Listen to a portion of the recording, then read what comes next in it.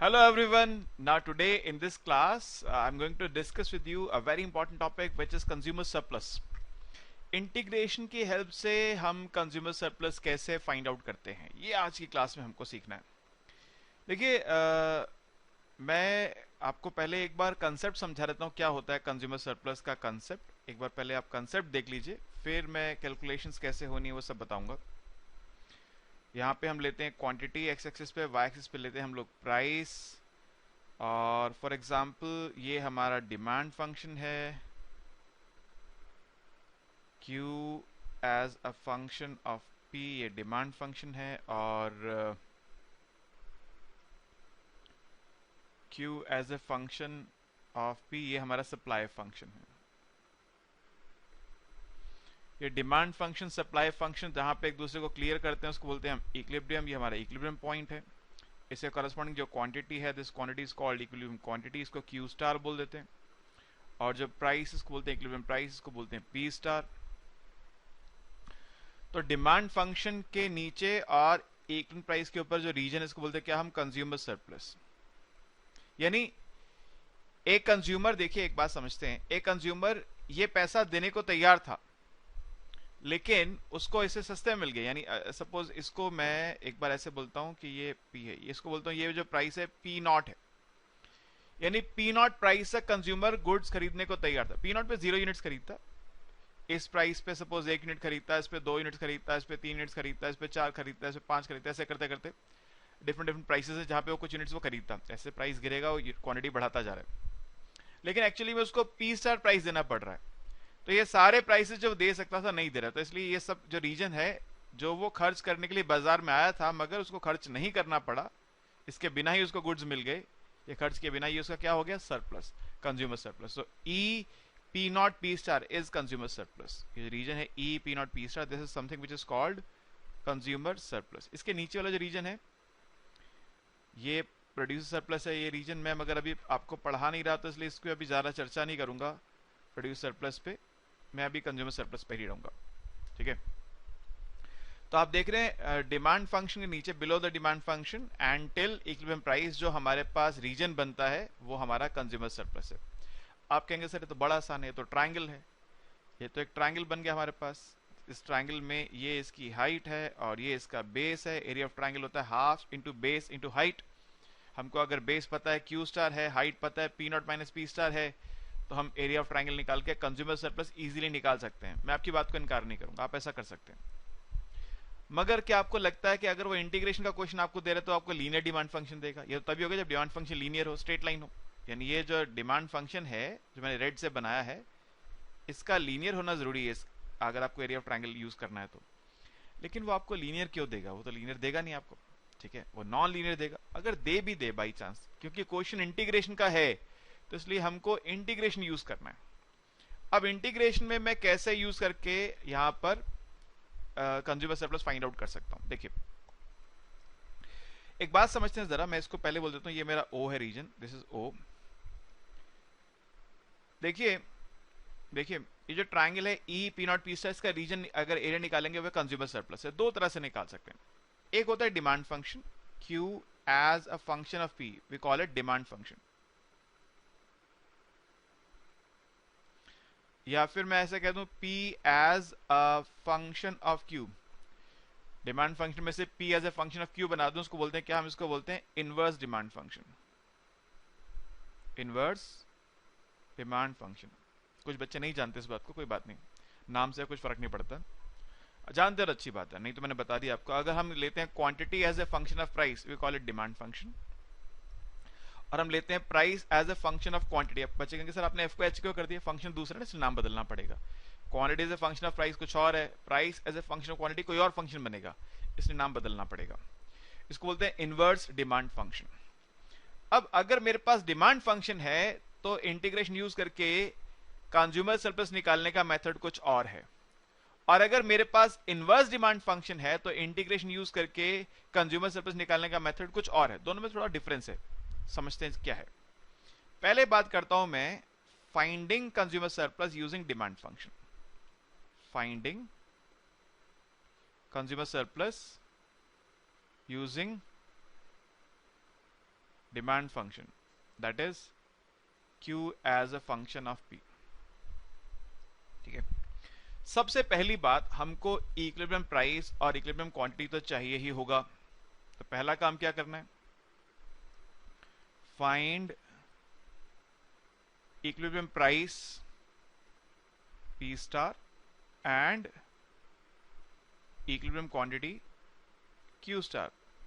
ये आप माइक्रो की क्लास में पढ़कर आते हैं इक्विलिब्रियम कैसे निकालते हैं। परफेक्ट कंपटीशन में क्या करना है अभी सिखाऊंगा आपको, मोनोपोली में क्या करना है वो भी सिखाऊंगा, वो भी आगे आएगा कैसे निकालना है। फिलहाल मैं मानता हूं कि आप जानते हैं, जब न्यूमेरिकल करूंगा तो बताऊंगा कि निकालना कैसे इक्विलिब्रियम।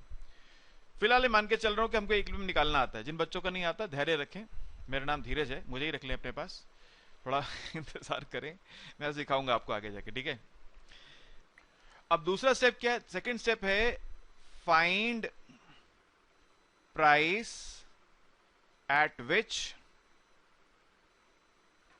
Quantity is zero. जहां पे क्वांटिटी जीरो है दैट इज P नॉट। अब सेकंड स्टेप में आपको P नॉट फाइंड करना है सर, ये P नॉट फाइंड कीजिए, P नॉट फाइंड कीजिए। ठीक है, क्लियर। आपने P स्टार निकाल दिया, आपने P नॉट निकाल दिया। अब अगर मैं डिमांड फंक्शन जो है मेरे पास उसको इंटीग्रेट करूंगा, क्योंकि डिमांड फंक्शन जो है वो मेरा इन टर्म्स ऑफ P है, तो इंटीग्रेट भी विद रिस्पेक्ट टू P करना पड़ेगा। थर्ड कंज्यूमर सरप्लस होगा integration of demand function with respect to P, और लिमिट्स क्या लेनी पड़ेंगी, P स्टार से लेकर P नॉट तक की लिमिट्स। अगर मैं P स्टार से P नॉट की लिमिट में डिमांड फंक्शन को इंटीग्रेट करता हूं तो मेरे पास ये जो डिमांड फंक्शन है, ये डिमांड फंक्शन और वाई एक्सिस के बीच का जो एरिया वो आ जाता है। क्या आ जाता है, डिमांड फंक्शन वाई एक्सिस के बीच का एरिया जो हमको चाहिए, जो हमको रीजन चाहिए। तो इंटीग्रेट करेंगे from P star to P not demand function with respect to P। ठीक है जी, आसान, इंटीग्रेशन तो आपको आता है। तो डिमांड फंक्शन को कर दिया with respect to P integrate, आ गया आंसर आपके पास। लेकिन ये तो एक बात हो गई। अगर हमको इनवर्स डिमांड फंक्शन पता है P as a function of Q, उसको देखते हैं जरा। फाइंडिंग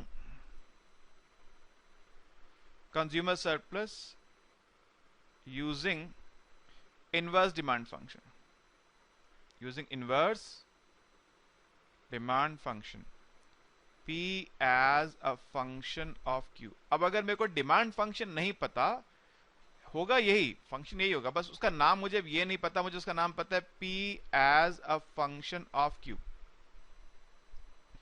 तो शुरू के जो दो स्टेप से तो रिपीट करने पड़ेंगे, सॉरी पहला स्टेप तो रिपीट करना पड़ेगा ये वाला कि find equilibrium quantity and price.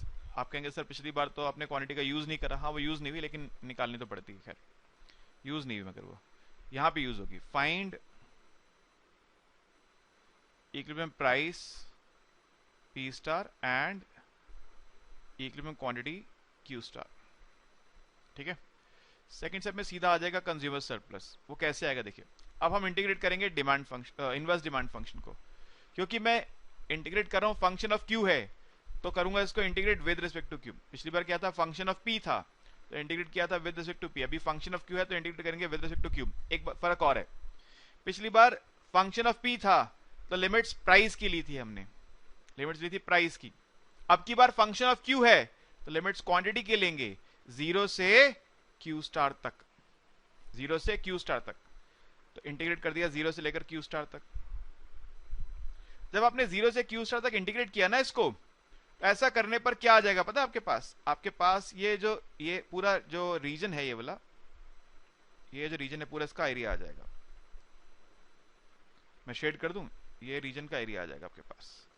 ये ट्रेपीजियम नजर आ रहा है मेरे को, ये जो ट्रेपीजियम नजर आ रहा है इस ट्रेपीजियम का मेरे पास एरिया आ जाएगा। लेकिन मेरे को तो सिर्फ इस ट्रायंगल का एरिया चाहिए, ये P स्टार के ऊपर का एरिया चाहिए।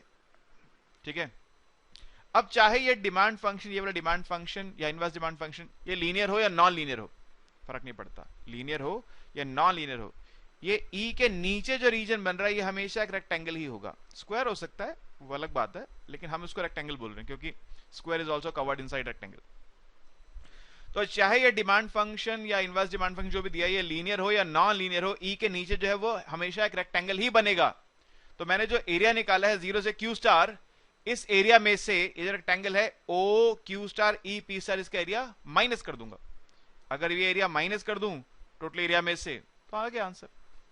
देखिए जब मैंने मैं दोबारा रिपीट करता हूं, जब मैंने इंटीग्रेट किया इनवर्स डिमांड फंक्शन को 0 से क्यू स्टार तक, तो मेरे पास एरिया कौन सा आ गया? एरिया आ गया O P not E Q star, जो मैंने येलो से शेड किया, ये पूरा एरिया आ गया मेरे पास, ये वाला ये पूरा एरिया आ गया। इसमें से मुझे ये नीचे का रेक्टेंगल हटाना है, तो इसको कैसे हटाएंगे? इसको रेक्टेंगल एरिया माइनस कर दीजिए, ठीक है। इसमें से क्या माइनस करेंगे? माइनस रेक्टेंगल एरिया क्या होगा? Length into breadth. लेंथ क्या है इसकी? क्यू स्टार, और इसकी विड्थ क्या है? P star. तो माइनस करेंगे हमेशा क्या? P star into Q star, minus P star into Q star. ये याद रखिएगा, ये इंटीग्रेशन के बाद है P star into Q star, इसकी वैल्यू पहले निकाल चुके हैं, ठीक है जी। तो बच्चे कहेंगे सर ये रास्ता तो ज्यादा आसान है, फिर मैं उस रास्ते पे क्यों जाऊं जो लंबा पड़ रहा है? सर कभी कभी ना आप कन्वर्ट नहीं कर पाएंगे। अगर आपको उसने डिमांड फंक्शन दिया, आप इनवर्स डिमांड फंक्शन निकाल नहीं पाएंगे। कभी कभी निकाल पाएंगे, कभी कभी नहीं निकाल पाएंगे, ठीक है। एक क्वेश्चन करके दिखाते हैं, चलिए। आपको स्टेप्स आपने नोट कर लिए, ये इनवर्स डिमांड फंक्शन के साथ है, सॉरी डिमांड फंक्शन के साथ है, और ये है इनवर्स डिमांड फंक्शन के साथ, ठीक है।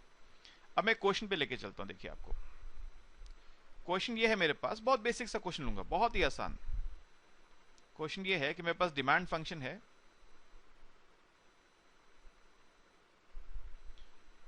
x is equal to 20 minus P, ये डिमांड फंक्शन। क्वेश्चन कह रहा है find consumer surplus at p is equal to suppose 15 कह देता हूं। चलिए आपको कंज्यूमर सरप्लस निकालना है जब प्राइस क्या है? 15। क्वेश्चन ने यहां पर, क्योंकि बहुत बेसिक सा क्वेश्चन मैं स्टार्टिंग के लिए लिया है, तो क्वेश्चन ने यहां पे आपको प्राइस दे दिया। तो पी स्टार क्या है? पी स्टार है 15। तो क्वांटिटी, यानी क्वांटिटी यहाँ पे एक्स से, कई बार क्वेश्चन में क्वांटिटी एक्स से रिप्रेजेंट होगी, कई बार क्यू से होगी, कई बार डी से होगी, तो ध्यान रखिएगा आप उसका वेरिएबल का जो भी नाम है वो यूज कर लीजिएगा।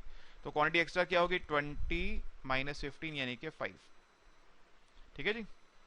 और आप देखिए क्वांटिटी 0 होने पे प्राइस क्या होगा? Also at X is equal to 0, price क्या आएगा? प्राइस आएगा 20। तो अगर मैं इसको प्लॉट करना चाहूं तो इजीली प्लॉट किया जा सकता है, 5, 10, 15, 20, ये मेरा डिमांड फंक्शन आ गया जी। x is equal to 20 minus P, 20 पे जब x 0 तो प्राइस 20 है, और इक्वल प्राइस आ रहा है 15, तो ये मेरा है कंज्यूमर सरप्लस, ये रीजन कंज्यूमर सरप्लस है। कैसे निकाल सकता हूं? एक तो मैंने बताया आपको, अगर आपके पास डिमांड फंक्शन है तो पी स्टार से पी नॉट तक डिमांड फंक्शन इंटीग्रेट कर दीजिए। तो क्या आएगा consumer surplus? Integrate from 15 to 20। P star क्या आ रहा है? पी स्टार आ रहा है 15, वो क्वेश्चन में दिया हुआ है, और पी नॉट क्या है? पी नॉट है 20। डिमांड फंक्शन क्या है? 20 माइनस पी डीपी, सिंपल सी बात है। 20 का इंटीग्रेशन क्या होगा? विद रिस्पेक्ट टू पी करें तो 20 का इंटीग्रेशन होगा 20 पी, पी का क्या होगा? P square by 2। लिमिट्स हैं 15 से 20 तक, लिमिट लगाइए जी। पहले डालते हैं 20 into 20 minus 20 square by 2 minus lower limit, पहले करते हैं upper limit minus lower limit. Lower limit क्या है? 15। 20 into 15 minus 15 square by 2, okay जी। 20 इंटू 20 हो गया 400, माइनस 400 बाई 2 हो गया 200, माइनस ये हो गया 300, और ये माइनस 225 बाई 2, तो this is 200 minus 300 plus 225 by 2, तो यानी ये आ रहा है माइनस 100 प्लस 112.5, यानी क्या आ रहा है? 12.5 स्क्वायर यूनिट्स। क्योंकि एरिया होता है ना कंज्यूमर सरप्लस, इसलिए उसकी यूनिट्स क्या होंगी? स्क्वायर यूनिट्स, हमेशा याद रखिएगा। कंज्यूमर सरप्लस की यूनिट्स क्या होंगी? Square units. एरिया हमेशा स्क्वायर यूनिट्स में होता है, स्कूल में आप पढ़ कर आए थे, भूल गए होगे, कोई बात नहीं, याद है तो अच्छी बात है, आप इंटेलिजेंट बच्चे हैं भाई, मैं मना थोड़ी कर रहा हूँ आपको। अगर कोई भूल गया है तो भगवान ने भूलना हमारे को एक वो दिया, वरदान दिया है, भूल सकते हैं कुछ भी बात को। मिल गया जी आंसर, ठीक है। लेकिन अगर मैं इसको उस मेथड से करना चाहूं जो मैंने आपको बताया, अगर मैं इसको इनवर्स डिमांड फंक्शन बना के करना चाहूं, आपने भी पता लगाया कि जब प्राइस 15 है तो क्वांटिटी 5 यूनिट्स की है, यानी एक क्वांटिटी कितनी है 5 यूनिट्स की है। क्यू स्टार या एक्स स्टार, सॉरी यहाँ पे एक्स स्टार है 5। तो अब कंज्यूमर सरप्लस क्या होगा, वो होगा इंटीग्रेशन 0 से एक्स्ट्रा यानी 5 इनवर्स डिमांड फंक्शन। देखिए demand function x is equal 20 minus P, तो इनवर्स डिमांड क्या होगा, p is equal 20 minus x. यहाँ पे बड़ा आसान है कन्वर्ट करना, p उधर ले जाओ x इधर ले जाओ, हो गया कन्वर्ट। तो inverse demand function 20 minus X with respect to x, और माइनस क्या करना है, माइनस करना है p star into X star, यानी आ जाएगा आपके पास 20 का इंटीग्रेशन होगा 20x, x का होगा x स्क्वायर बाई 2, लिमिट्स हैं 0 से 5 तक, p स्टार है 15, x स्टार है 5। लीजिए सर डालते हैं upper limit 20 into 5 100 minus 25 by 2 minus, अब डालूंगा 0 तो आएगा 0 माइनस 0 माइनस 75, तो 100 माइनस 25 बाई 2 कितना हो गया सर, या भी इसको इतने रहने दो, 100 माइनस 25 बाई 2 माइनस 75, ये हो गया, यानी आ गया 25 माइनस 25 बाई 2, 50 माइनस 25 यानी 25 बाई 2 यानी कि 12.5। तो मेथड 12.5 स्क्वायर यूनिट्स। मेथड आपने कोई भी लगाया हो, पिछली बार भी आंसर यही आया था, अब की बार भी आंसर, ये थोड़ा लंबा पड़ता है ऑब्वियसली, थोड़ा बड़ा पड़ता है, वो थोड़ा छोटा पड़ता है, मैं इस बात से इनकार नहीं कर रहा, लेकिन मैं आपको यह भी बताना चाहता हूं कि हमेशा कन्वर्ट नहीं कर पाएंगे आप, हमेशा कन्वर्जन संभव नहीं, आप नहीं कर पाएंगे हमेशा कन्वर्ट। जब कर पाए तो कर लीजिए, जब कन्वर्ट कर पाए आप, अगर डिमांड फंक्शन बना पाए इनवर्स डिमांड फंक्शन से, यानी Q as a function of P बना पाए, तो छोटा हो जाएगा, काम आसान हो जाएगा, जनरली ऐसा होगा। ठीक है, राइट। अब मैंने आपको एक वादा किया था कि मैं क्वेश्चन कराते समय आपको बताऊंगा कि अगर परफेक्ट कंपटीशन है तो क्या करना है, मोनोपोली है तो क्या करना है। देखिए अगर परफेक्ट कंपटीशन है तो फर्म के लिए प्राइस गिवन होता है, जैसे यहाँ पे प्राइस गिवन था, यहाँ पे प्राइस क्या था, इस क्वेश्चन में प्राइस गिवन था। प्राइस गिवन है मतलब क्या है, ये परफेक्ट कंपटीशन है, कुछ करना नहीं है, प्राइस दिया है, प्राइस डालिए, क्वांटिटी निकाल लीजिए। परफेक्ट कंपटीशन में ऐसा भी होता है कि आपको डिमांड फंक्शन पता होता है, सप्लाई फंक्शन पता होता है, बस उन दोनों को आप इंटरसेक्ट कराते हैं। आपके पास डिमांड फंक्शन है P is equal to function of Q, ये डिमांड फंक्शन है, सप्लाई फंक्शन है P is equal to function of Q, at equilibrium क्या करेंगे,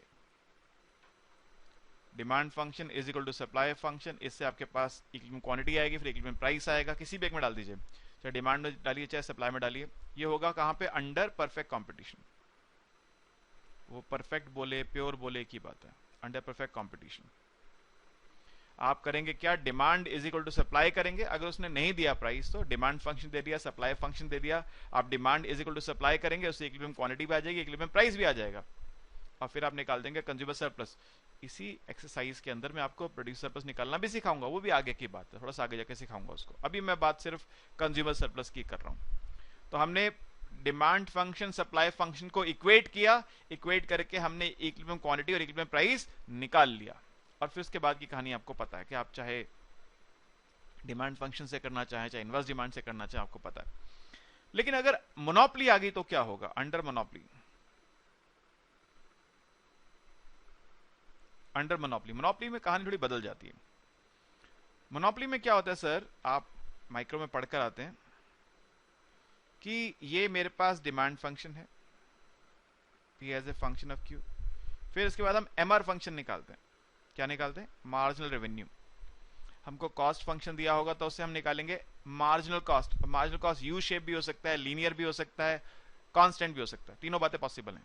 मार्जिनल कॉस्ट कांस्टेंट भी हो सकता है, अगर MC कांस्टेंट, जैसे MC आ गया 5 तो MC जो है वो एक हॉरिजॉन्टल लाइन बन जाएगी, ठीक है। लेकिन अगर MC ऐसे आ गया 5 प्लस x, तो मार्जिनल कॉस्ट बन जाएगी एक linear function, upward sloping linear function. लेकिन अगर ऐसे आ गया MC is equal to, MC आ गया 5x प्लस x स्क्वायर, तो MC जो है एक U शेप कर्व बनेगा, इस तरह से U शेप बनेगा।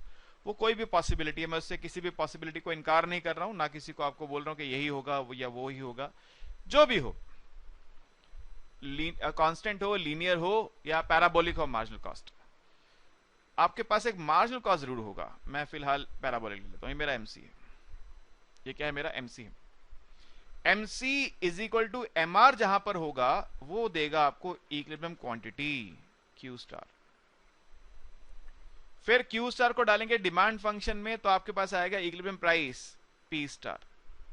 उसके बाद फिर आपको पता क्या करना है, फिर डिमांड फंक्शन काम क्या, फिर एमआर को भूल जाइए। इसके बाद ये निकालने के बाद एमआर का काम नहीं है, फिर जो डिमांड फंक्शन है इसी का काम है उसके बाद कंज्यूमर सरप्लस निकालने के लिए। फिर आगे कहानी वही है, चाहे पी स्टार से पी नॉट तक निकालिए या फिर आप की अगर मर्जी करे तो आप जीरो से क्यू स्टार तक निकालिए, फिर तो आपकी चॉइस है जैसे करना चाहें।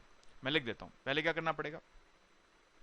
Step 1, find T R and M R. T R क्या होता है, टी आर होता है P into Q, M R होता है derivative of T R with respect to Q.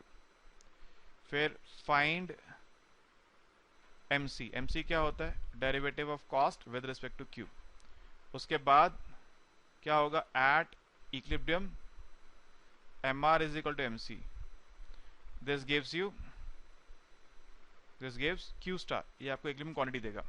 उसके बाद put Q star in demand function, demand function या जिसको आप ए आर फंक्शन भी कहते हैं और ए आर फंक्शन भी कहते हैं। डिमांड फंक्शन ए आर फंक्शन एक ही होता है, माइक्रो में पढ़ा आपने, ठीक है। Put Q star in demand function और A R function to get P star. उसके बाद की कहानी फिर वही है, क्यू स्टार पी स्टार मिल गया। फिर उसके बाद जो ऊपर आपको रास्ता बताया था मैंने, दो रास्ते बताए थे ना ऊपर, ये वाले दो रास्ते बताए थे आपको, फिर वापस नीचे आ गए।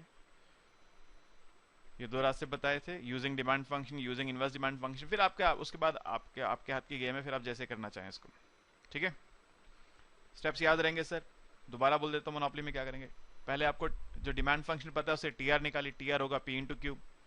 फिर एम आर निकालिए टी आर का डेरिवेटिव करके, फिर एमसी निकालिए टीसी का डेरिवेटिव करके। एमसी गिवन है तो गिवन है, फिर तो थैंक यू बोल दीजिए क्वेश्चन को, भाई एमसी दे दिया आपने, शुक्रिया।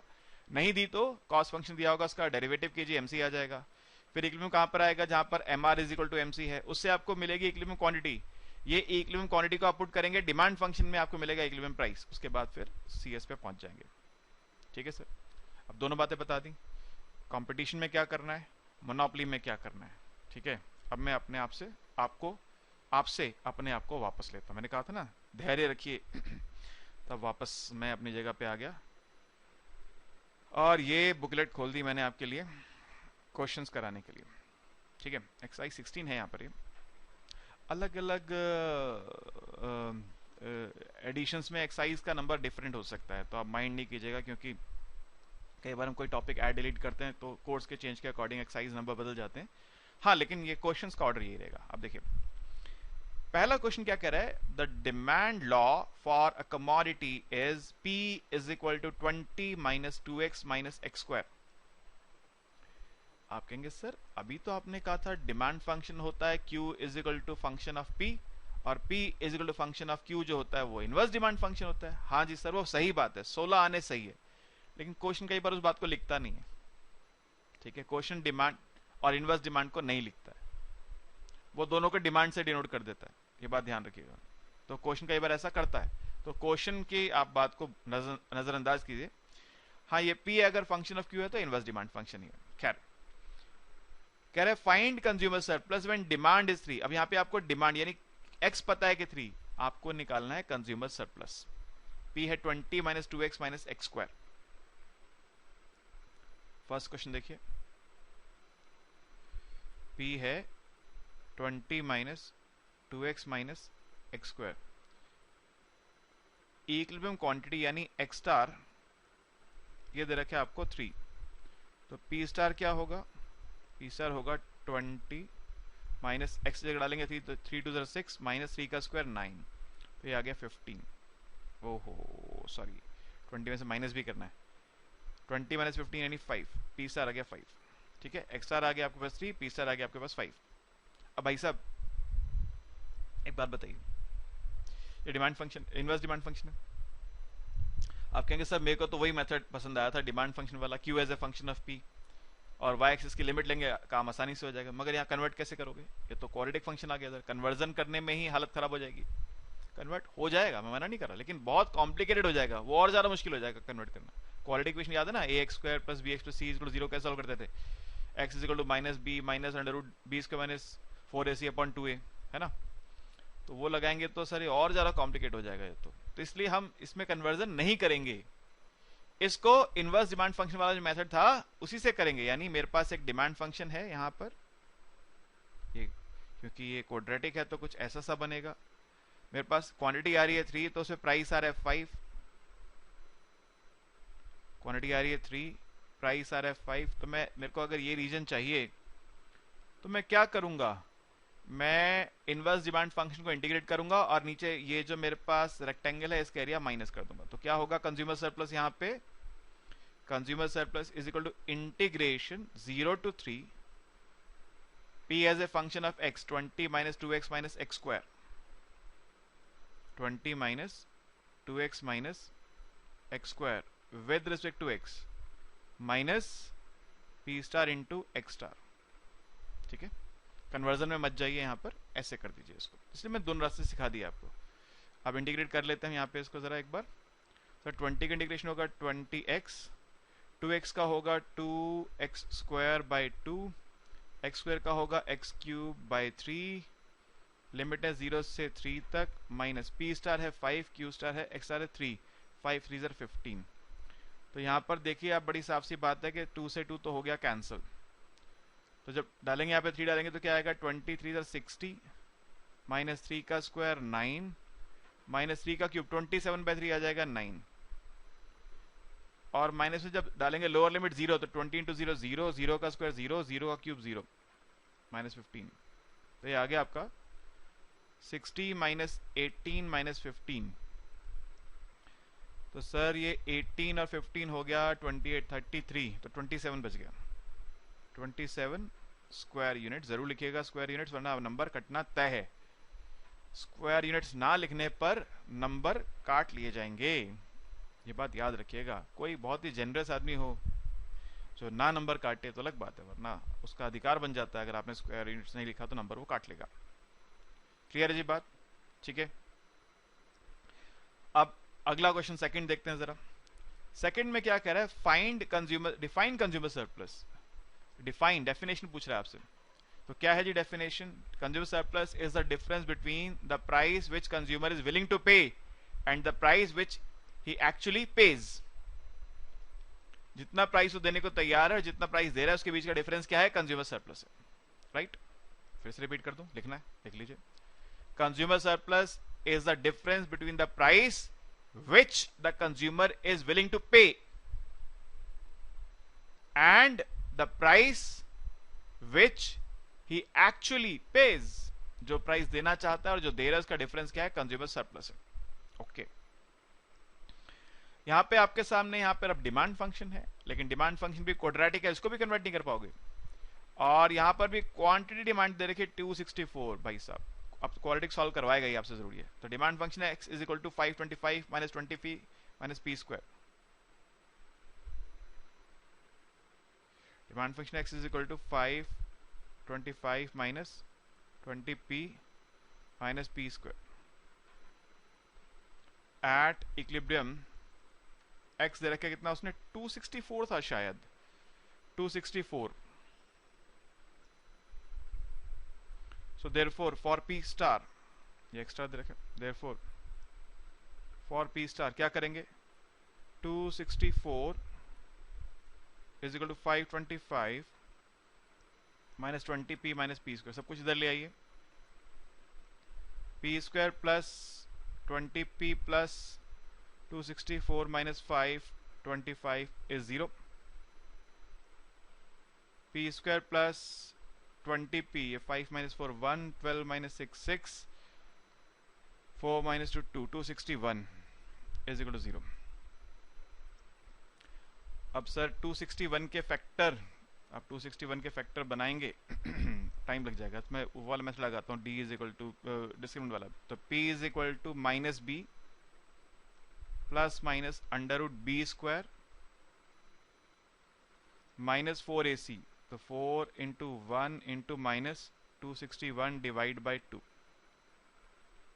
तो यानी P is -20 plus minus √400 plus 4 4 6 24 का 4 2 8 to 10 1044 डिवाइड बाई 2. तो P is equal to -20 plus minus √1444 divide by 2. अरे बाप रे, ये भी परफेक्ट स्क्वायर नहीं आ रहा है सर. 1444 परफेक्ट स्क्वायर तो है नहीं. तो अब यहाँ पे आपको सिंपल कैलकुलेटर एग्जाम में अलाउड होता है, तो आप इसका स्क्वायर रूट निकाल लीजिए. सिंपल कैलकुलेटर से मैं भी निकाल लेता हूँ. साइंटिफिक नहीं अलाउड होता, सिंपल अलाउड होता है. तो इसका स्क्वायर रूट निकालते हैं. कहाँ हो कैलकुलेटर महाशय? आ गए. Root under 1444. अरे परफेक्ट आ रहा है सर, 38 आ रहा है. ओहो, मैं गलती कर गया, सॉरी. तो P is -20 plus minus 38 by 2, यानी P is equal to -58 by 2 और P is equal to 18 by 2. Since price is non negative, since P is always greater than equal to 0, therefore discard negative price, that is P is 9. थोड़ा सा लंबा है question, ठीक है. P is 9. तो here x star आ रहा है मेरे पास. x स्टार गिवन क्वेश्चन में था कितना? 264 एंड P स्टार है 9. कंज्यूमर सरप्लस क्या होगा? अच्छा, एक चीज और भी यहाँ पे मुझे मालूम करनी पड़ेगी. मुझे मालूम करना है कि जब x 0 तो वहां पे P क्या होगा. बाप रे, जबरदस्त क्वेश्चन है भाई, ये तो टाइम वेस्ट करने वाला. एट x इज इक्वल टू 0, तो 0 is equal to 525 minus 20p minus P square, यानी p square plus 20p minus 525 is 0. 525 के फैक्टर देखें क्या बनते हैं. 5105 521, और ये आएगा 37. 35 माइनस 15, 35 माइनस 15 20 बन गया ना. हाँ ठीक है. तो ये बन जाएगा P plus 35 P minus 15 is equal to 0. तो यानी P इज इक्वल टू, क्योंकि फिर से नेगेटिव को डिस्कार्ड करेंगे, P इज इक्वल टू 15. तो P 15 पर क्वांटिटी 0 है. तो आप देख लीजिए एक बार, कुछ इस तरह का डिमांड फंक्शन है मेरे पास. P9 मेरा इक्विलिब्रियम है, 15 पे क्वांटिटी 0 है, तो ये मुझे रीजन निकालना है. तो 9 से 15 पे इंटीग्रेट कर देंगे, तो क्या आएगा? Consumer surplus integration from 9 to 15 demand function 525 minus 20p minus P square dp. और जब हम लिमिट लेते हैं y एक्सिस पर ना, तो हमको कुछ माइनस नहीं करना होता, क्योंकि फिर सीधा कर्व और y एक्सिस के बीच का रीजन आता है, तो इसलिए कुछ माइनस करने की जरूरत नहीं रह जाती है. मगर उसने कहा देखो भाई, बच्चे सोचते हैं कि ये वाला फंक्शन ज़्यादा आसान होता है, तो उसने इसी को थोड़ा सा बड़ा कर दिया. ये क्रिएटिव माइंड होते हैं टीचरों के भी. बहुत सारे टीचर बड़े क्रिएटिव माइंड के होते हैं. देखिए क्वेश्चन बनाते रहते हैं बैठे हुए. 525p माइनस 20p का 20p square by 2 minus p cube by 3. जबरदस्त कैलकुलेशन करवाएगा क्वेश्चन आपसे. 525 minus 10p 525p minus 10p square minus p cube by 3. तो सर पहले डालते हैं अपर लिमिट. हो जाओ जी रेडी कैलकुलेटर साहब, जरूरत है आपकी. 525 इंटू अपर लिमिट है 15, 7875 माइनस 15 का स्क्वायर इंटू 10 2250 माइनस 15 का क्यूब 225 इंटू 15 डिवाइड बाय 3 1125. अपर डल की लिमिट, अब लोअर लिमिट. 525 इंटू 9 आएगा 4725 माइनस 9 का स्क्वायर 81 810. 9 का cube 9 into 9 into 9 729 divide by 3 243. तो देखिए सर, ये आ रहा था 7875 माइनस 2250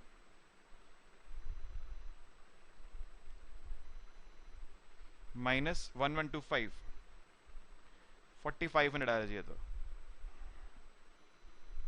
माइनस इधर क्या है जी? 4725 माइनस 810 माइनस 243 3672, तो 4500 माइनस 3672 करके आ रहा है 828 स्क्वायर यूनिट्स। अरे भैया बहुत ही जबरदस्त क्वेश्चन है। कंसेप्ट में देखिए कोई ऐसा हेर फेर नहीं है। क्वेश्चन में कैलकुलेशन आ गई क्वाड्रेटिक इक्वेशन वाली, तो अब वो अच्छा एक बात, वैसे तो मैं मान के चल रहा था आपको आता होगा, लेकिन कुछ बच्चे कह सकते हैं सर हमको तो आता ही नहीं है। A X square plus B X plus C zero, इसमें मैंने एक्स कैसे निकाला, minus B plus minus root under B square minus 4ac/2a। मैं ऐसा, मेरा फर्म बिलीफ है आपको सबको आता है, फिर भी बाई चांस कोई अगर भूल गया हो तो ये फॉर्मूला आप याद रखिएगा, ठीक है। ओके जी, अब थर्ड क्वेश्चन देखिए जरा। थर्ड क्वेश्चन में क्या है कि मुझे एक चीज समझानी है आपको। वैसे तो मैंने फंक्शन की क्लास में आपको लॉग फंक्शन पढ़ाया है, मगर यहाँ पे एक बात बताना चाहता हूँ, बताऊंगा इस क्वेश्चन में। यहाँ गिवन है the demand equation of a product is p minus 10e minus x is equal to 0। Demand equation क्या है, p minus 10e inverse x is 0, यानी p is equal to 10 by e power x, 10 by e power x। और यहाँ पे given है आपको when p is 1, p 1 दे रखा है। तो देखिए व्हेन p स्टार इज 1 तो क्या होगा, 1 is equal to 10 by ex, यानी ex इज इक्वल टू 10। अब यहाँ पे लॉग का यूज करना पड़ेगा। देखो लॉग की कुछ प्रॉपर्टीज मैं आपको याद करा देता हूँ। लॉग फंक्शन मैंने पढ़ाया आपको डिटेल में, आपने पढ़ा होगा, नहीं पढ़ा तो कुछ बच्चे क्योंकि बीकॉम में आता नहीं ना क्वेश्चन लॉग का, तो छोड़ देते हैं, अरे सर लॉग तो आना नहीं है, क्या करें करके छोड़ दो। वापस जाओ इस क्लास के बाद और लॉग फंक्शन की क्लास को रिविजिट करो और उसको वहां जाकर आप देखो। तो क्या होगा जी, यहाँ पे लॉग की प्रॉपर्टीज क्या बतानी है। एक तो बताना है कि अगर लॉग टू द बेस 10 है, जो हम लॉग टेबल जो देखते हैं वो लॉग टू द बेस 10 होता है, इसको बोलते हैं हम लोग कॉमन लॉग, कॉमन लॉगरिथम्स। और लेकिन अगर log to the base e हो, जिसको हम लोग ln लिखते हैं, ln, इसको बोलते हैं हम लोग natural logarithms, natural logarithms.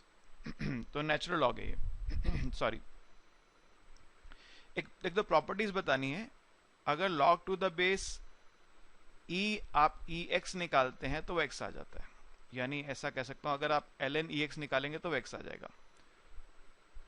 Log to the base a अगर आप ax निकालेंगे तो वो भी x आ जाएगा, यानी बेस सेम है और एक्सपोनेंशियल सेम है तो वो वैल्यू सेम आ जाती है। Log to the base a ax निकालेंगे तो x आ जाएगा।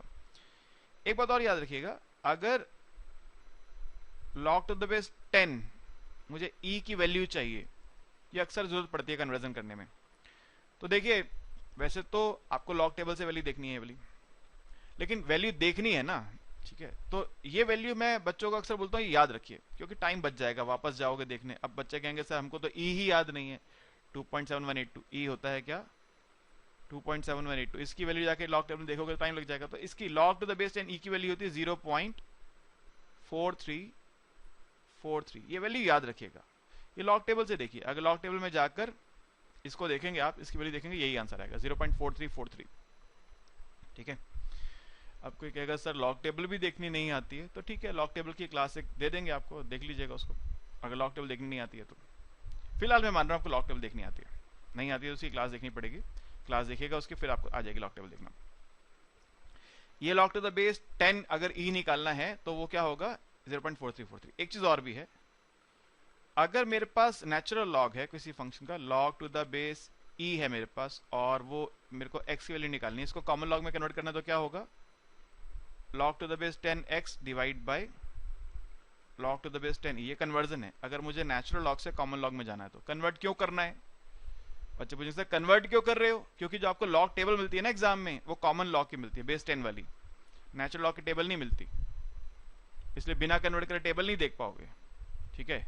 तो अगर टेबल देखनी है तो पहले कन्वर्ट करना पड़ेगा। कन्वर्जन का फॉर्मूला क्या है, log to the base ex है तो log to the base 10x upon log to the base 10e, ये कन्वर्जन का फॉर्मूला याद रखिएगा।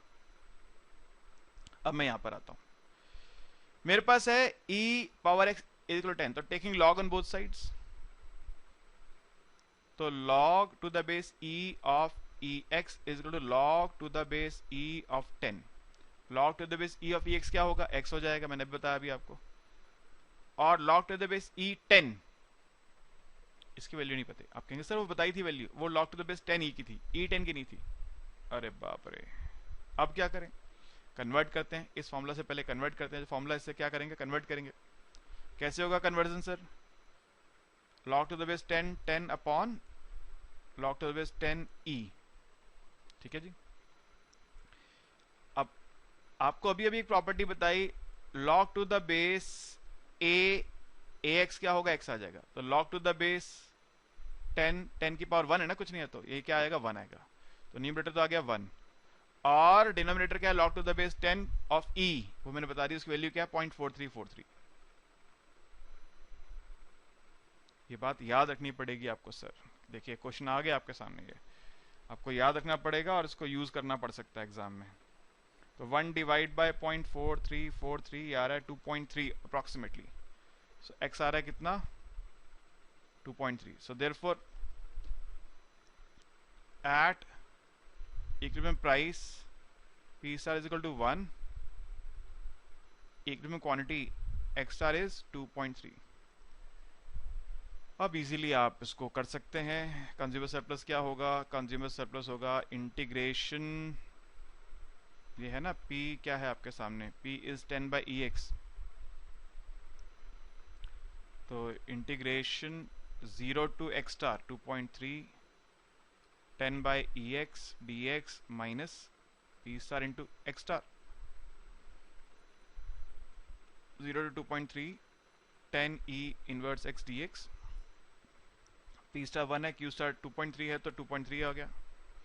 e इनवर्स x का इंटीग्रेशन क्या होता है, e inverse x upon -1 minus 2.3।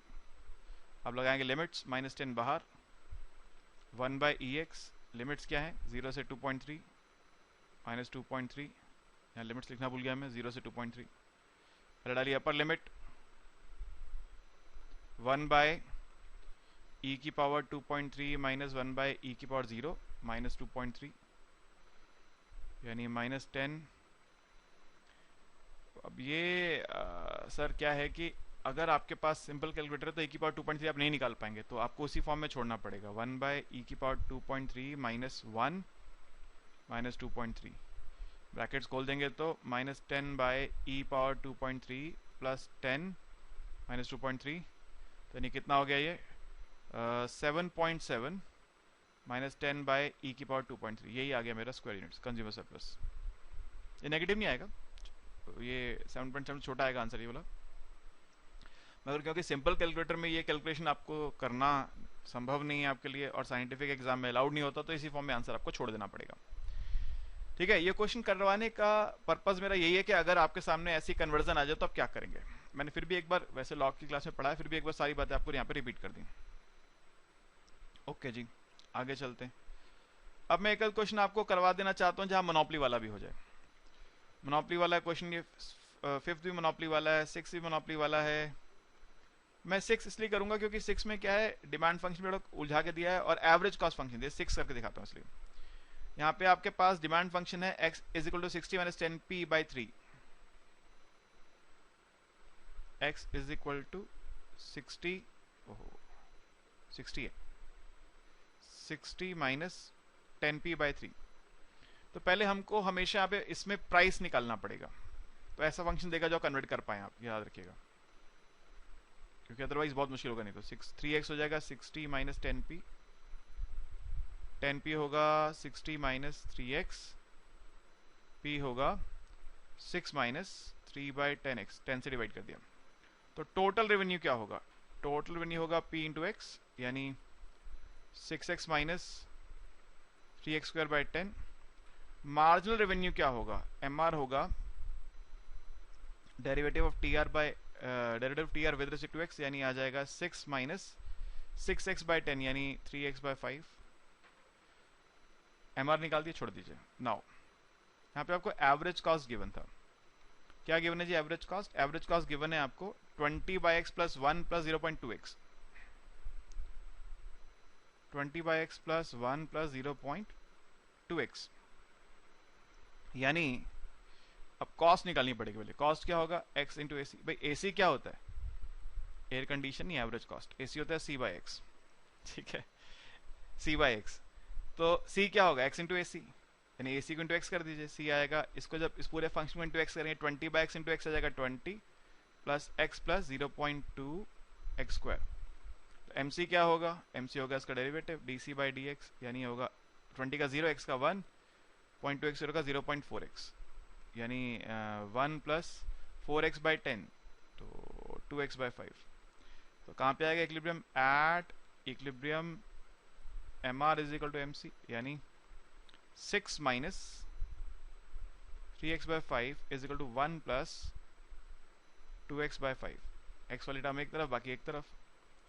6 minus 1 is equal to 3x/5 plus 2x/5, यानी 5 इज इक्वल टू x, तो x आ गया 5। So therefore equilibrium quantity is x star is equal to 5। तो p star क्या होगा, डिमांड फंक्शन पे आ जाइए, वही डिमांड, इनवर्स डिमांड जो भी आपको दिया है हमने निकाल दिया। 6 minus 3x/10, 6 minus 3 into 5/10, 6 minus 1.5 यानी कि 4.5, तो पी स्टार आ गया। अब कंज्यूमर सरप्लस की बारी आ गई सर। कंज्यूमर सरप्लस क्या होगा सर, यहाँ पर देखिए मेरे पास 6 माइनस 3x/10 है demand function, inverse demand function sorry, integration 0 से x star 6 minus 3x/10 dx, और जब इनवर्स डिमांड फंक्शन लेते हैं तो क्या करना पड़ता है, minus p star into x star, ये आपको याद रखना है। 6 का इंटीग्रेशन 6x, 3x का 3x²/2, तो नीचे 10 है तो 20 हो जाएगा, फ्रॉम 0 टू 5 माइनस 5 इंटू 4.5, लगाइए यहाँ पे लिमिट 30 माइनस 25, 45/20 माइनस 0 माइनस ये कितना आएगा 25, 22.5, तो ये सर आ रहा है 30 माइनस 2.5, 2.25 माइनस 22.5, कर लीजिए कितना आ रहा है, 7.5 में से माइनस करना पड़ेगा, 30 माइनस 2.25 माइनस 22.5, 5.25 स्क्वायर यूनिट्स, ठीक है। तो ये सिंपल सा एक कार्यक्रम था जी कंज्यूमर सरप्लस निकालने का। अब ये क्वेश्चंस आपके पास हैं, आपके सामने बहुत सारे क्वेश्चन जहाँ पे एमसी पता है, आपको डिमांड फंक्शन पता है, आपको बस ये यहाँ तक क्वेश्चन 9 तक हैं, ये 9 तक सेम है। उसके आगे फिर प्रोड्यूस सरप्लस स्टार्ट हो जाएगा, वो भी मैंने पढ़ाया नहीं, नेक्स्ट क्लास में उसको करेंगे डिस्कस। तो होपफुली इतनी कहानी जो है आप समझ गए, तसल्ली से आपको समझा दिया कंज्यूमर सरप्लस क्या होता है, कैसे निकालते हैं। क्वेश्चंस आपके सामने, प्रैक्टिस कीजिए, किसी के मन में कोई दुविधा है, कोई क्वेरी है, कोई बात समझ नहीं आई है, पूछ लीजिए, ठीक है जी। Okay, thank you.